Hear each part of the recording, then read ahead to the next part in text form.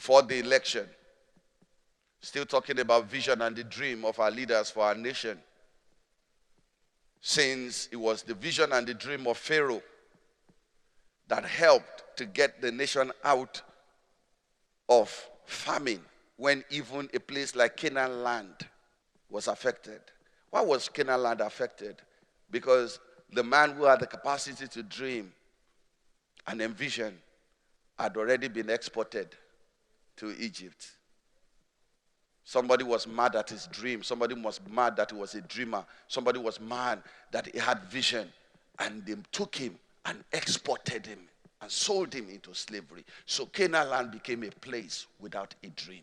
When famine came, it captured them, even though they were covenant children of God.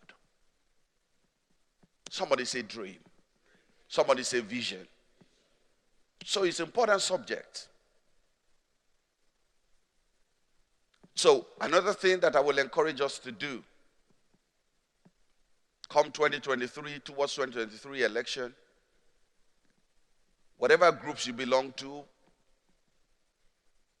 try and get your candidates. Don't just wait for channels, television, and other TV stations to do debate. Don't wait for the debate. Don't wait for the debate. Because we are not only about asking them. We already have an idea who the people who are going to go to the polls are. The delegates have selected them. So even if we have already made a wrong step by selecting the wrong people, what can we do between now and then to make them right people? Debates will be a week or two before the election. Too late to implant vision into anybody. So let pressure groups that you belong to demand for town hall meetings. Not together. You don't get all the candidates together. Different town hall meetings. And you be there, participate, and ask them question. What is your dream on this? What is your vision on this? Let them know the challenges, the real challenges that you face as a citizen of this country. Perhaps between now and then, if they didn't have a vision or a dream, they can begin to seek the face of the Lord, and the Lord can give them one. But we sure need leaders who have dreams and vision. We sure need to have a nation that will see beyond its noses. So when you have the dream, you have to have an effective plan. An effective plan. Luke chapter 14, verse 28. Luke chapter 14, verse 28. It says, suppose one of you wants to build a tower. So yes, we know you have a vision for infrastructure. You have a vision for education. We know you have a vision for medical facilities. You have a vision to repair the image and reputation of our country. You know, perception is big. Perception is big. Perception is big. People have wrong perception of Nigeria. And please, before you get mad at the lady Femi Badnoch, who wants to become Prime Minister of the United Kingdom, and as part of our pitch, while she was trying to sell her candidacy to the British, she said she compared the politics in Nigeria and talked about how corrupt it is, and that she is in the UK wanting good politics and one without corruption and all of that. And some people are already mad at her. You know, but I'm like, is it not too late for you to be mad? Because I remember like 7-8 years ago, our president went there and said something that was worse in front of David Cameron. And projected Nigeria to be the headquarters of corruption. Just because he wanted to look good at the expense of the nation. So we sure need a repairer of the bridge. We need a leader who will be ready to change the perception of Nigeria in the eyes of people that are out there. These things are key. Because you want to do business, but the moment they see that you're a Nigerian, they begin to look at you funny. The kind of privileges they will give to somebody who is from Germany, maybe credit facility. But if you're a Nigerian, they won't give you such opportunity. They tell you, take our goods, and when you've sold it, pay us back. But when it's Nigerian, they say, wire money first. These are the things that is making the economy so tight for the people. These are the things because of wrong perception. So we sure need a leader who has a plan to change the perception of the nation, particularly in the diaspora. Effective plan. So who is he who wants to build a tower that does not have a plan that it will be sure that is effective, a plan that will make sure that it's able to complete it? That's effective planning. So we just don't want somebody who comes and tell us that they are going to build roads. What's your plan of building the road? What's the plan? What's the plan? Come on, nudge your neighbor and tell your neighbor, wake up. Because we were told some 7 years ago that in 6 months' time, there will be electricity all over Nigeria. It was a good vision. It was a welcome dream. But we forgot to ask him for the plan. So we don't want another 8 years for somebody to come and tell us a good vision that is just going to wet our mouth. A good vision without a plan. These are the things that you need to do for your nation. I know you pray for Nigeria. But our Bible tells us that we will have to do much more than praying for us to see results. For us to see results. Number 3, the new government will have to have a capable implementation team. A capable implementation team. Genesis chapter 41. Genesis chapter 41. Verse 33. Start from verse 33. Now, Pharaoh had a dream. Joseph came and interpreted the dream. In the interpretation of the dream, Joseph decided to give a plan.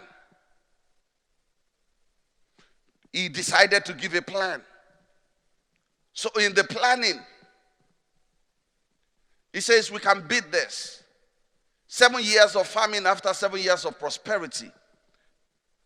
I know, King, all you have asked me to do is to interpret the dream. But now you have a vision.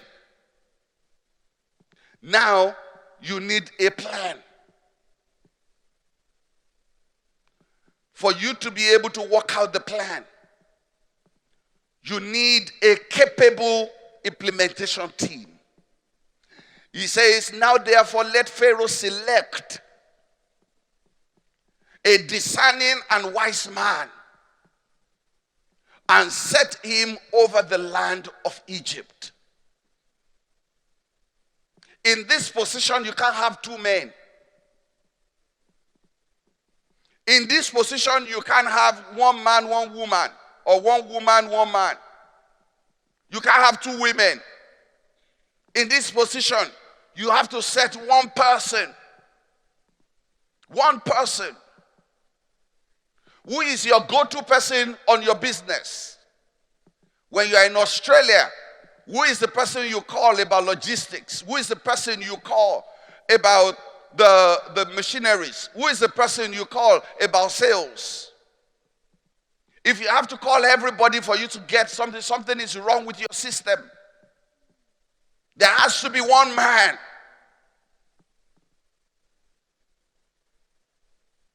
Somebody say one man. I pray that God will raise for you that one man. There has to be one man. There has to be one man. When you have to talk to this, you have to talk to that, you have to talk to that, you have to talk to that, within your organization for you to have what's going on and know what you want to do, then you have a faulty implementation team. You have a faulty implementation team. There has to be one person that you have raised up. I will talk a little bit more about that. Now, therefore, let Pharaoh select a discerning and wise man and set him over the land of Egypt. Remember who Joseph was? Who Pharaoh was? Pharaoh was the king over Egypt. So Pharaoh, this guy is saying, look, that you have to raise one man that you are going to give your powers to. You have to raise one man that you are going to give powers to. When you call your general manager, did you really mean it? Did you really mean it, or you just gave the position? He says, raise one man. And mind you, Joseph was not talking about himself. He was just a prisoner that just got out of jail. He did not even think. He was just speaking as led by the Spirit of the Lord, that this is how you do it. This one man is critical. This governor is critical. This counselor is critical. This president is critical. This one man is critical. Next verse. Let Pharaoh do this and let him appoint officers over the land. So at the end of the day, there has to be division of labor. There has to be unit heads. The same way that you are giving this one man authority, this man must also be able to give other people authority over certain things. You see, if Pharaoh was going to be the one that was going to be in the office of this one man, then Pharaoh will not be able to become king. He will be a king with a crown, but he will be enslaving himself like a commoner. When a leader does not want to let go, he ends up being one of them. If he can't choose one man, then he will be working the things that the one man is doing. And before long, it will be difficult for anybody to know who the visionary is. Let Pharaoh do this and let him appoint officers over the land to collect 1/5 of the produce. So they have a specific role and duty. Those officers are not going to be the ones that are going to determine what they are going to be doing. They will tell them what they will be doing. Are we going to be holding our officers to account of what they are supposed to be doing? When you give people your vote, after you've given the vote, do you come back 4 years to the polling booth? We shouldn't do that. We should try to find out. We gave you a vote to do this, to fix this, to solve this problem, to solve that problem. Nigerians have not been asking our officers to be accountable for the offices we have put them in. Next verse. And let them gather all the food and all of that. So it's specific what they're going to do. Next verse. So the advice was good in the eyes of Pharaoh and in the eyes of all his servants. So this implementation team strategy, Pharaoh bought the idea. Said, oh, okay. So I've got to choose one person. I've got to give this person my power.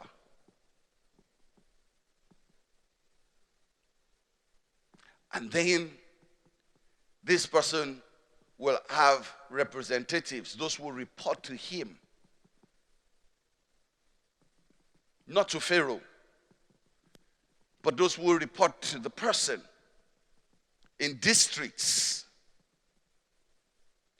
And what they will be doing there, they are not visionaries where they are implementing vision. And they are accountable to somebody, they are accountable to the system. So for Pharaoh, for Egypt, for that to happen, go to the next verse. And Pharaoh said to his servants, can we find such one as this, a man in whom the Spirit of God is? Next verse. Then Pharaoh said to Joseph, inasmuch as God has shown you all this, there is no one as discerning as wise as you. You shall be over my house. Did you see that? Did you see that? He says, you shall be over my house, and all my people shall be ruled according to whose word? But they were supposed to be ruled by Pharaoh's word. But Pharaoh says, I'm giving you all the authority. You got the vision. You got the interpretation of the vision. You've got a plan. Now you go ahead and become the prime minister. You go ahead and become president. But I'm not letting you go without powers, without authority. So he says, you shall be over my house. And only in regard to the throne will I be greater than you. I am just going to be enjoying the prosperity of what you do.